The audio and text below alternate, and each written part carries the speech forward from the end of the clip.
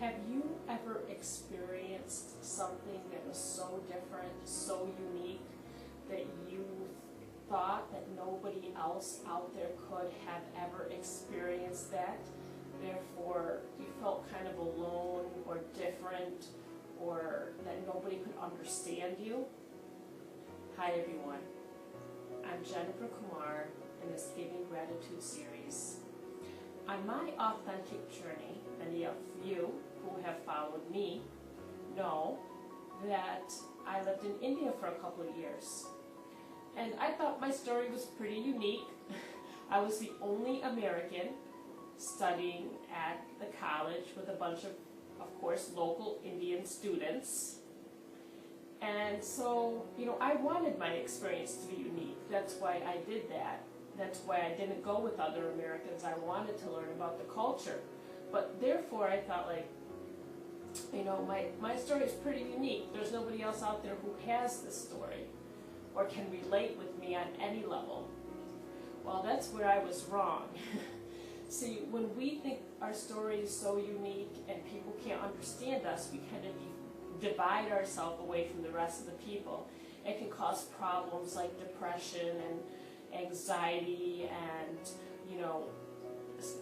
not able to accept others, not able to accept ourselves. We have a hard time with self-acceptance because we think nobody can accept us, so we can't accept ourselves. I struggled with all this. Even though I wanted the experience, I wanted something different, I never realized how much the culture shock, the reverse culture shock, and all that would affect me when I came back to America. And I wondered if anyone out there would be able to relate to me. And, people enjoyed my story. People could understand my story. People could empathize with my story. And people could kind of appreciate the ups and downs of my story.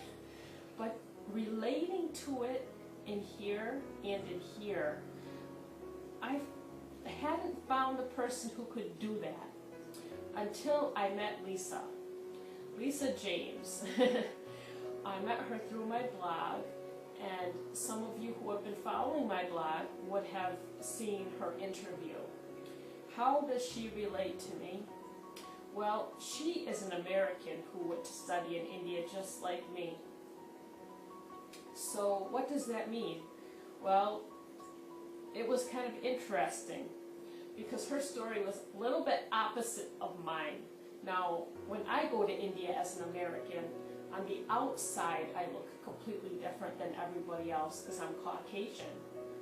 So I kind of had to prove that I wanted to be like everybody else, even though on the outside I didn't look like anyone else, even though on the inside I kind of wanted to feel like others.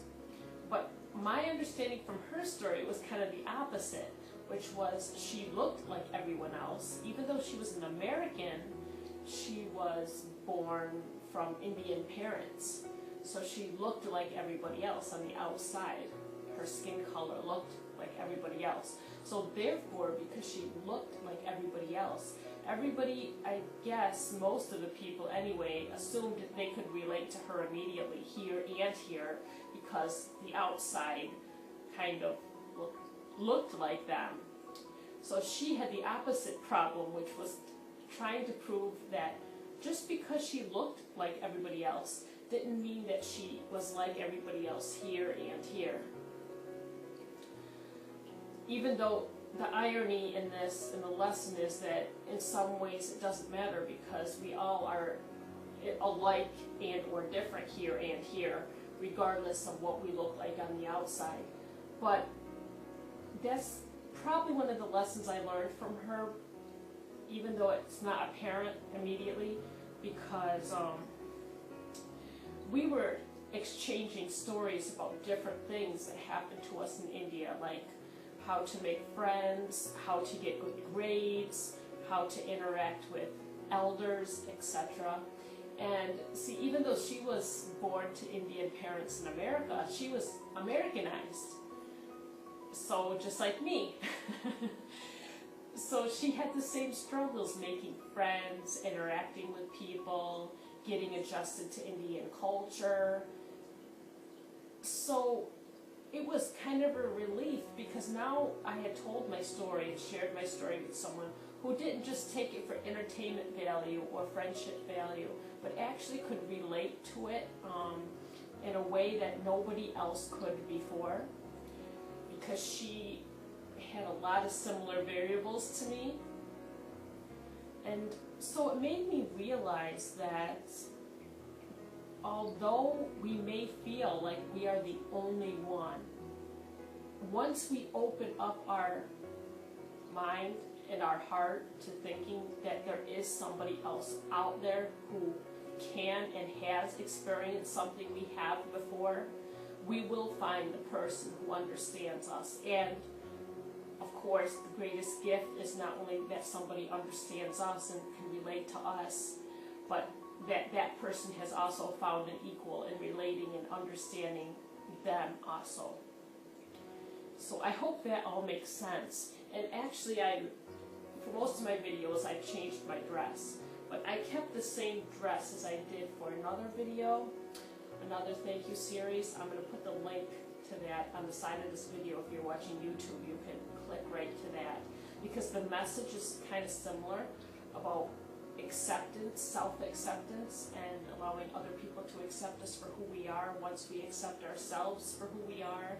And I think that message is related to this. Of course, all the thank you videos have similar lessons in them, so listen to all the videos. But thank you, Lisa, for taking your time to share your story with everybody on my webpage, but also to spend your time talking with me on the phone. It was, you could use the word therapeutic. It was really therapeutic for me to find somebody like you, to find you, and get to know you. And I hope we can meet in person someday. We haven't yet met in person, but we've talked on the phone and through the internet.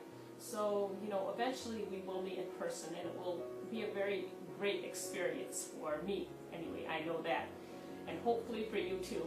So thank you for showing me that there is somebody out there who can relate to me.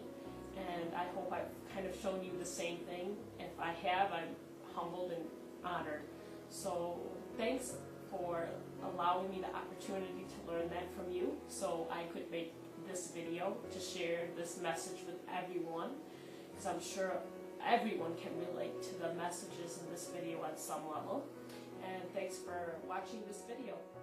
Bye.